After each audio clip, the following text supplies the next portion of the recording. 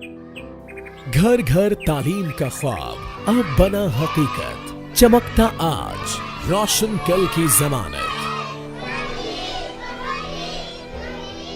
अस्सलाम वालेकुम हाजी साहब। आप वालेकुम अस्सलाम। ठीक ठाक माशाल्लाह बांजी पढ़ा रही है। हाँ जी बिल्कुल। क्या आपको मालूम नहीं कि हुकूमत खैबर पख्तूनख्वा ने उन इलाकों में जहाँ सरकारी स्कूल नहीं है या दूर है, गर्ल्स कम्युनिटी स्कूल तश्कील दिए, जिसका मकसद बच्चियों को घर बैठे ही प्राइमरी तक तालीम के जेवर से आरास्ता कराना है। महकमा तालीम खैबर पख्तूनख्वा के बेहतरीन इकदामात की बदौलत 1 अरब 40 करोड़ रुपए पर मुश्तमिल ये मंसूबा 1700 से जायद गर्ल्स कम्युनिटी स्कूल्स, 99,000 से जायद बच्चों को तालीम के जेवर से आरास्ता कर रहे हैं, जिसमें 65% से जायद तादाद तालिबात की है। गर्ल्स कम्युनिटी स्कूल्स तकरीबन 2150 ख्वातीन के जरिए माश का सबब बने, बच्चों के रोशन मुस्तकबिल को भी संवार रही हैं।